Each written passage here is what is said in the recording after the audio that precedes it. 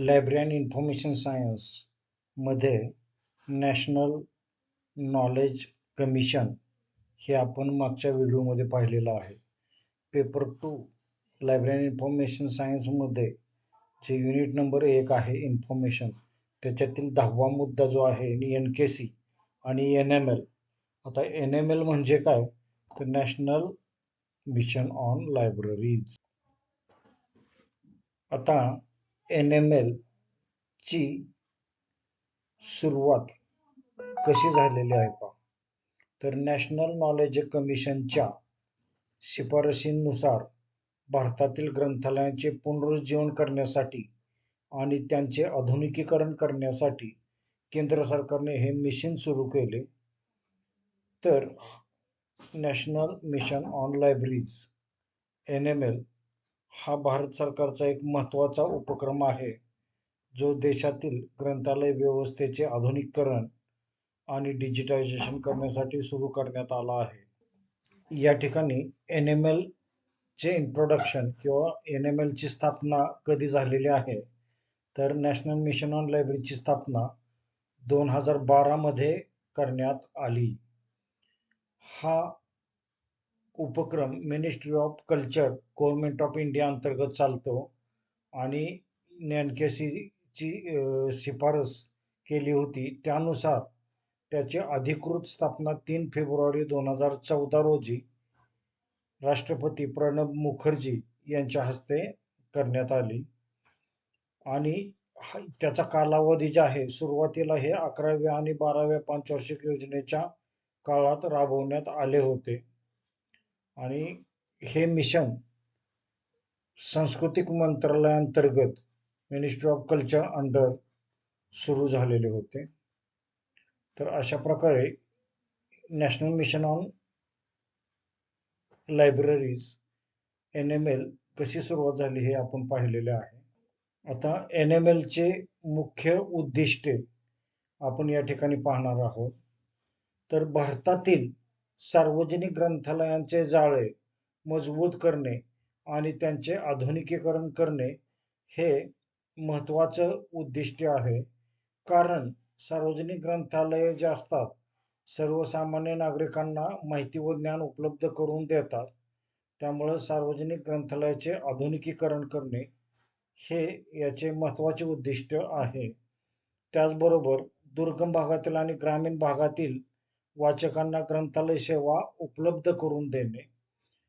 त्यानंतर ICT information and communication टेक्नॉलॉजीचा वापर वाढविणे, म्हणजे ग्रंथालयामध्ये माहिती तंत्रज्ञानाचा ICTचा वापर वाढवून त्यांच्या सेवा ज्या आहेत ते डिजिटल सेवा सुरू करणे, त्यालाच डिजिटल माहिती सेवा उपलब्ध करून देणे असं म्हणता येईल.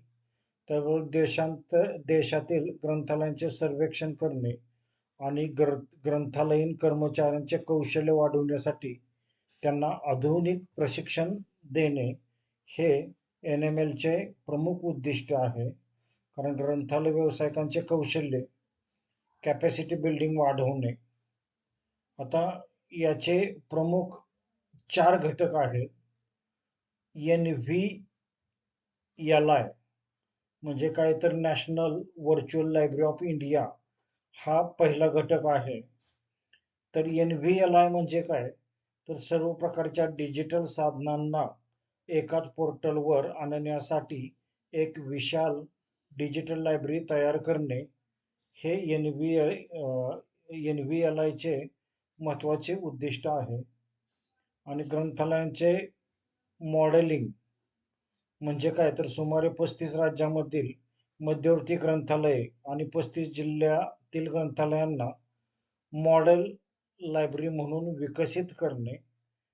त्याचबरोबर ग्रंथालय कर्मचाऱ्यांचे प्रशिक्षण. आता मॉडेल लायब्ररी जे आहे ते आपण या ठिकाणी पाहणार आहोत की राज्य व जिल्हा स्तरावर मॉडेल ग्रंथालयांची स्थापना करणे आणि आधुनिक सेवा उपलब्ध करून देणे. त्याचबरोबर क्वांटिटेटिव्ह व क्वालिटेटिव्ह सर्वे घेणे म्हणजे काय, तर ग्रंथपालांना आधुनिक तंत्रज्ञानाने व्यवस्थापनाचे प्रशिक्षण देण्यासाठी प्रोफेशनल डेव्हलपमेंट प्रोग्राम्स राबवणे, त्यामध्ये देशातील ग्रंथालयांची स्थिती जाणून घेण्यासाठी सर्वेक्षण करणे आणि वापरकर्ते व नॉन युजर्स दोघांचा अभ्यास त्या ठिकाणी करायचा आहे. आणि सर्वेच्या माध्यमातून भारतातील ग्रंथालयांची सद्यस्थिती जाणून घेण्यासाठी वाचन संस्कृतीचा अभ्यास करण्यासाठी राष्ट्रीय स्तरावर सर्वेक्षण करणे. त्यानंतर कॅपॅसिटी बिल्डिंग, तर ग्रंथपाल व LIS व्यावसायिकांचे प्रशिक्षण, कौशल्य विकासास प्रोत्साहन देणे, म्हणजेच काय तर प्रोफेशनल डेव्हलप प्रोग्राम्स राबवणे. अशा प्रकारे हे जे 4 मुख्य घटक आहेत, NVLI, NML model libraries, qualitative and quantitative survey and capacity building, आणि NML चे वैशिष्ट्ये आपण या ठिकाणी सांगत आहोत की देशातील सुमारे 9,000 ग्रंथालयांचे नेटवर्किंग करण्याचा उद्देश NML चा आहे. त्यामध्ये डिजिटल माहिती सेवा रिसोर्स उपलब्ध करून देणे, राज्य सरकारांसोबत सहकार्य कॉस्ट शेअरिंग करणे, त्याचबरोबर वाचन संस्कृती रीडिंग कल्चरला वाढवण्यासाठी मदत करणे. अशा प्रकारे NML ची वैशिष्ट्ये आहेत. आणि NML चे महत्व काय, तर डिजिटल इंडियाला मदत करणे. आता तुम्ही म्हणाल की डिजिटल इंडियाला कसे मदत करायची, तर हस्तलिखित आणि दुर्मिळ पुस्तकांचे डिजिटायझेशन करून ते सर्वांसाठी उपलब्ध करून देणे, आणि शालेय विद्यार्थी आणि सामान्यांमध्ये वाचनाची गोडी निर्माण करण्यासाठी हे मिशन काम करत असते. त्याचबरोबर माहितीचा अधिकार, सर्व नागरिकांना माहिती हवी ती मिळावी, त्यासाठी माहिती मोफत किंवा कमी खर्चात मिळवून देण्यासाठी ग्रंथालयांना सक्षम बनवणे हे त्याचे मुख्य उद्देश आहेत. आणि NML मुळेच आज भारतातील अनेक मोठी सार्वजनिक ग्रंथालये इंटरनेट रिसोर्सेसशी जोडली गेली आहेत. विशेषतः national virtual library of India मुळे जगाच्या पाठीवर कोठूनही भारतीय सांस्कृतिक वारसा डिजिटल स्वरूपात पाहणे शक्य झालेले आहे. एवढे मोठे कार्य जे आहे ते national mission on libraries NML चं आहे. तर या ठिकाणी MCQ जे असतात NML संदर्भात ते असे येत असतात पहा, की NML ची स्थापना कधी झाली, तर 2012 साली झालेली आहे. आणि नॅशनल मिशन ऑन लायब्ररी असं NML चा लॉंग फॉर्म आहे. NML कोणत्या मंत्रालयाअंतर्गत कार्य करते, तर इथे education ministry, culture ministry, IT ministry, तर कल्चरल मिनिस्ट्री बी हे उत्तर आहेत, कारण NML हा मिनिस्ट्री ऑफ कल्चर अंतर्गत चालत असतो. NML ची शिफारस कोणी केली होती, UGC, AICTE, NKC आणि IGNOU. तर नॅशनल नॉलेज कमिशन NKC जे आहे त्यांनी NML ची शिफारस केली होती. त्यानंतर NML चे उद्घाटन कोणी केले होते, तर प्रणब मुखर्जी. मगाशी मी सांगितलं की प्रणब मुखर्जी यांच्या हस्ते NML चे त्या काळातले राष्ट्रपती, कार्यरत राष्ट्रपती होते प्रणब मुखर्जी, यांनी त्याचे उद्घाटन केले होते.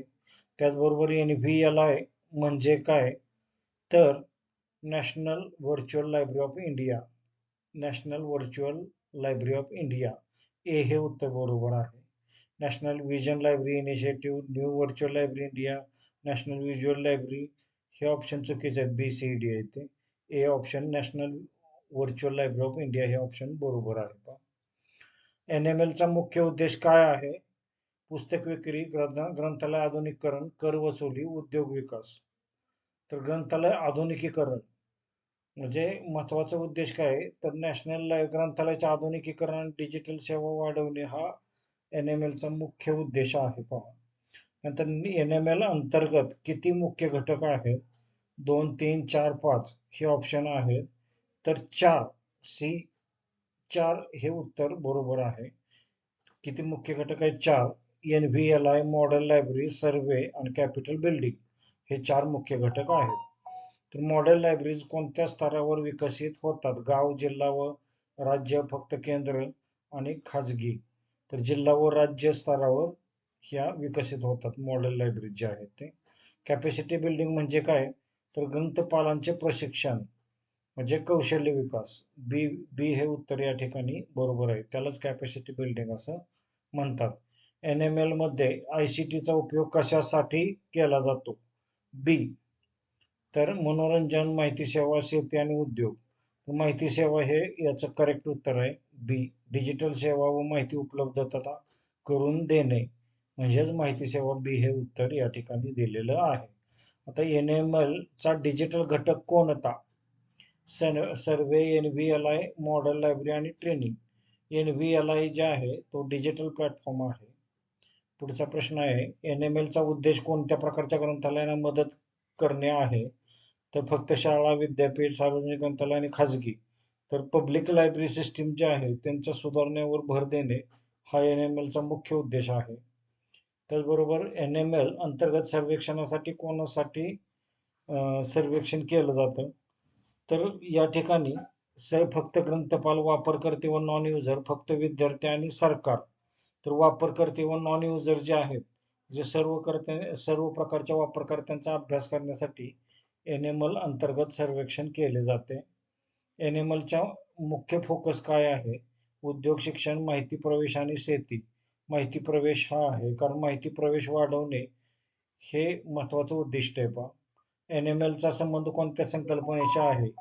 तर digital divide reduction, farming, trade आणि टुरिझम. आता डिजिटल डिवाइड रिडक्शन म्हणजे काय, तर माहितीतील अंतर कमी करणे.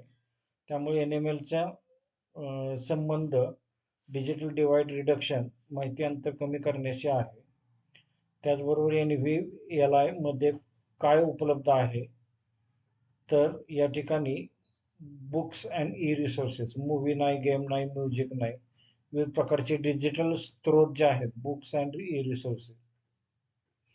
प्रश्न 17वा, NML चा खर्च कोण उचलतो? फक्त केंद्र, फक्त राज्य, केंद्र व राज्य आणि खाजगी. तर या ठिकाणी केंद्र व राज्य म्हणजे कॉस्ट शेअरिंग मॉडेल असं म्हणतात, की केंद्र सरकार आणि राज्य सरकार दोघंही उचलतात. ML चा उद्देश वाचन संस्कृती वाढवणे हा आहे. तर हो, रीडिंग कल्चर वाढवणे हा मुख्य उद्देश आहे NML चा. NML चा संबंध कोणत्या क्षेत्राशी आहे? लायब्ररी सायन्स, मेडिसिन, इंजिनिअरिंग आणि लॉ. लायब्ररी सायन्स जे आहे, लायब्ररी इन्फॉर्मेशन सायन्स क्षेत्रातील महत्वाचा उपक्रम मानला जातो. NML मध्ये प्रशिक्षण कोणाला दिले जाते? तर ग्रंथपालांना, LS प्रोफेशनल्सला प्रशिक्षण दिले जाते. NML दीर्घकालीन उद्दिष्ट काय आहे? पुस्तक विक्री, ज्ञान समाज निर्माण आणि उद्योग वाढ आणि कर. तर ब ज्ञान समाज निर्माण, नॉलेज सोसायटी निर्माण करणे हा उद्देश आहे. NVLI कोणत्या प्रकारची सेवा देते? ऑफलाईन, ऑनलाईन, पोस्टल आणि मॅन्युअल. तर ऑनलाईन डिजिटल लायब्ररीची सेवा देते. बी हे उत्तर बरोबर आहे. पहा, NML चा उद्देश माहिती कशा प्रकारे देते? मर्यादित, मुक्त, समावेशक माहिती देत असते. तर फक्त VIP आणि शुल्क आधारित. तर मुक्त समावेशक, NML हे मुक्त व समावेशक प्रकारची माहिती देते. NML मध्ये कोणती तंत्रज्ञान वापरली जातात? तर ICT, information and communication technology हे याचं उत्तर आहे. बायोटेक्नॉलॉजी, मेकॅनिकल, सिव्हिल वगैरे चुकीची उत्तर आहे. 25 नंबरचा, NML चा परिणाम कोणावर होतो? फक्त विद्यार्थी, संपूर्ण समाज, फक्त शिक्षक आणि सरकार. संपूर्ण समाज हे पूर्णपणे व्यवस्थित उत्तर आहे याचं, कारण सर्व नागरिकांना त्याचा फायदा होत असतो. प्रश्न क्रमांक 26, मॉडेल लायब्ररीचे उद्दिष्ट काय आहे? तर जुन्या प्रणाली ठेवणे, आधुनिक सेवा देणे, बंद करणे आणि विक्री करणे. आधुनिक सेवा देणे हे मॉडेल लायब्ररीचे उद्दिष्ट आहे, म्हणजे मॉडर्न लायब्ररी सर्व्हिसेस. सर्व्हेचा उपयोग काय होतो? तर माहिती गोळा करणे, पुस्तक विक्री, शिक्षण आणि उद्योग. तर माहिती गोळा करण्यासाठी सर्व्हेचा उपयोग होतो, म्हणजे गोळा केल्यानंतर अनालिसिस करून इंटरप्रिटेशन करता येतं. NML चा उपयोग कशासाठी आहे? ग्रामीण, शहरी, दोन्ही किंवा कोणीही नाही? तर दोन्हीसाठी आहे, ग्रामीणसाठी पण आणि शहरीसाठी पण आहे. NML मध्ये डिजिटल सुविधा का? सोयीस्कर प्रवेश, खर्च वाढवणे, वेळ वाया जाणे, मनोरंजन. तर सोयीस्कर प्रवेश मिळतो डिजिटल सुविधांमुळे माहितीसाठी. NML चा मुख्य लाभ काय आहे? ज्ञान वाढ, पैसा, उद्योग आणि कर. ऑब्विसली ज्ञान वाढ हेच उत्तर असणार आहे. अशा प्रकारे नॅशनल मिशन ऑन लायब्ररीज आणि त्यावर विचारले जाणारे MCQ कशा कशा प्रकारचे असतात हे आपण या ठिकाणी पाहिलेलं आहे. अशा प्रकारे लायब्ररी आणि इन्फॉर्मेशन सायन्समध्ये 10 युनिट आहेत. 10 युनिट मधलं पहिलं युनिट जे आहे इन्फॉर्मेशन आणि त्यातील 10 पॉईंट हे सर्व 10 पॉईंट या ठिकाणी आपण पाहिलेले आहेत. तरी आतापर्यंत आलेले सर्व जे युनिट आहेत इन्फॉर्मेशन या युनिट नंबर 1 मधील सर्व व्हिडिओ आपण पाहायचे आहेत, अभ्यासायचे आहेत. त्यामुळे तुम्हाला नक्कीच कन्सेप्ट क्लिअर व्हायला सुद्धा मदत होणार आहे आणि तुम्हाला सर्व प्रकारच्या स्पर्धा परीक्षांसाठी लायब्ररी आणि इन्फॉर्मेशन सायन्समध्ये त्याचा उपयोग होणार आहे. Thank you very much.